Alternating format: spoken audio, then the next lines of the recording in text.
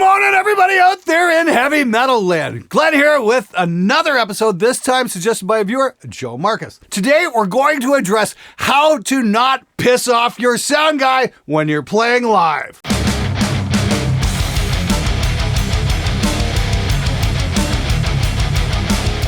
Although playing live has obviously been somewhere between difficult to downright impossible over the last couple of years, it seems that there is finally something to be optimistic about. Bands are emerging from basements and garages, blinking in the cold, hard light of day, because of course you spent all that valuable extra time practicing, right?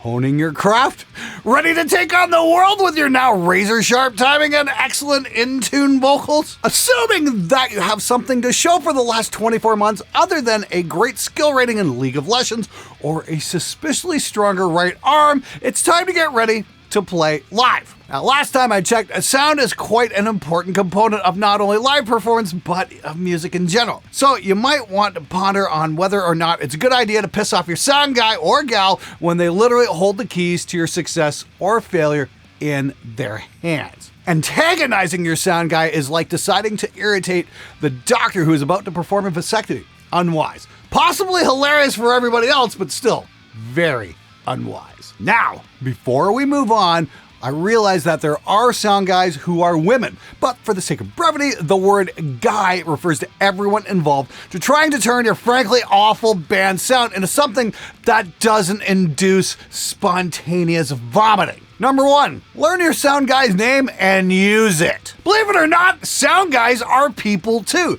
They have names. Find out their name and actually use it, because you would not believe how a very small detail like that makes a difference between a good live experience and a bad one. It's often quoted that humans form impressions about other humans, even musicians, within about 7 seconds or so of meeting them. That's a very narrow window for you to prove you aren't an arrogant, egotistical douchebag. Here's a handy hint. Yelling, "Hey sound guy, can you turn up my monitors?" might mean you are an arrogant, egotistical douchebag. Oh, who the fuck are we kidding? You couldn't possibly be that. Number 2, be professional. Yeah. All right, this whole video could basically be me repeating the phrase, be professional, over and over and over again. It's perhaps the key to every factor of playing music live, not just dealing with the crucial first impression.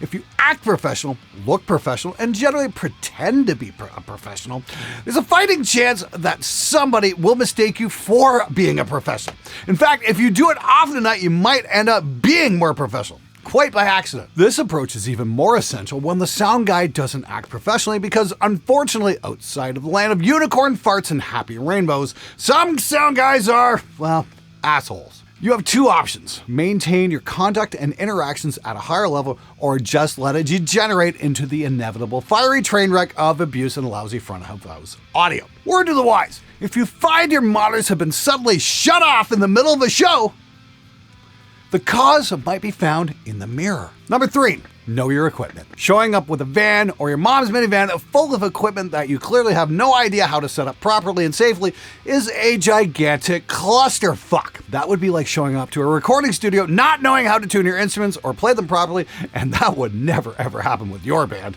Don't forget, you are outside your usual rehearsal space, and music equipment carries dangerous voltages. It is not the sound guy's job to teach you how to set up and use your gear. Know your shit, people, and be prepared. If you are incapable of reading the fucking manual, find a responsible adult who can explain it to you. And no, nobody gives a fuck that you're playing authentic, no matter how much Gibson spent on marketing instead of, quality control. Number 4, keep the audience out of it. Under no circumstances ever ask the audience, "Hey guys, how do we sound?"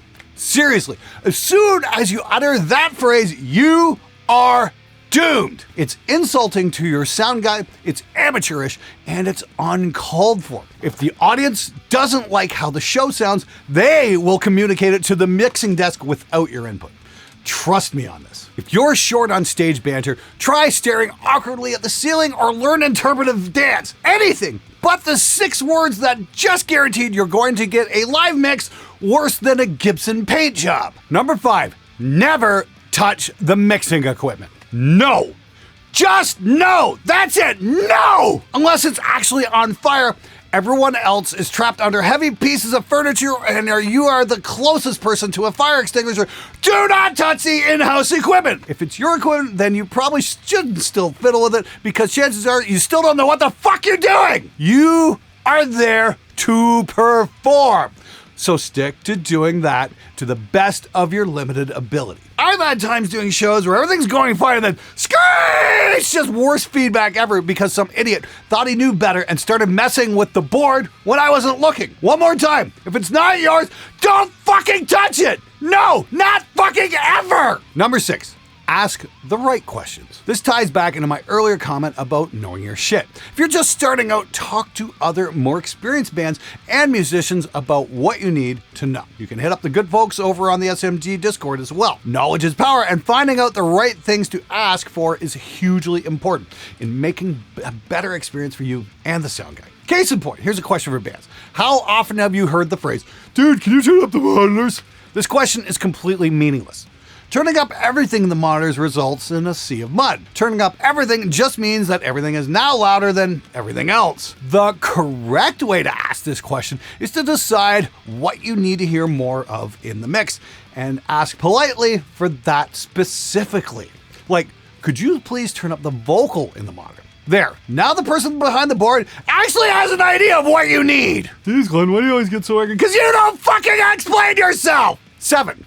Please and thank you. Now, your sound guy doesn't need a hug, especially not from your handsy bass player who may or may not have an upcoming court date, but a few pleases and thank yous do go a very long way. It's just being respectful to the people who are there who are trying to help you. Number 8.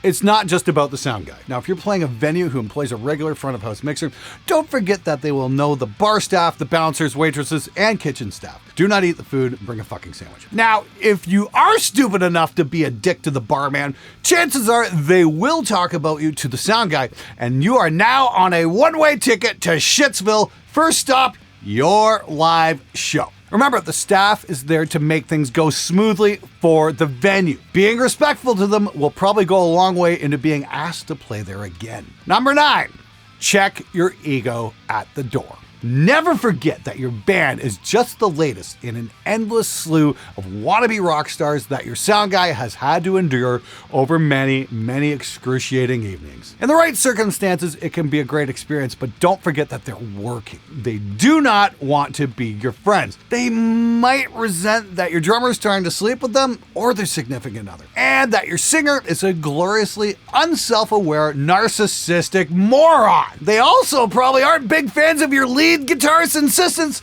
that they can hear a weird echo in the mix. That's, of course, right before they switch off their own reverb pedal. And they're really not going to enjoy having to explain to your bass player that the sparky electricity stuff doesn't work unless the chordy thing is plugged in. Don't forget that for them, this is on a good night. Cut them a bit of slack if they look bored. They're probably just concentrating on making sure that both of your audience members are enjoying the best sound they can possibly coax out of whatever the fuck you're producing on stage. And above all, I can't be any more clear about this. Please fucking pay attention to this line.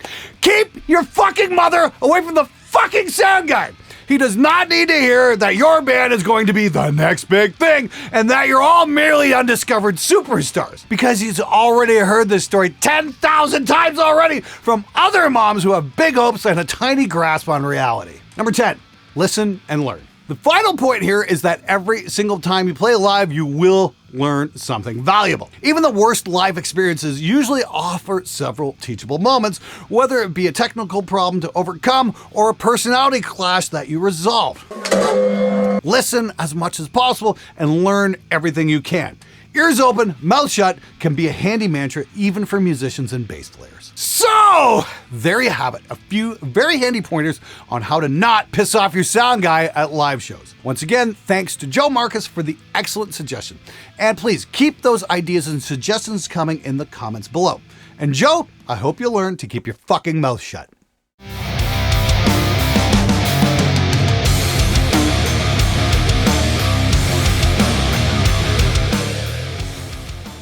Ah, God damn it, John. I gotta say this out loud.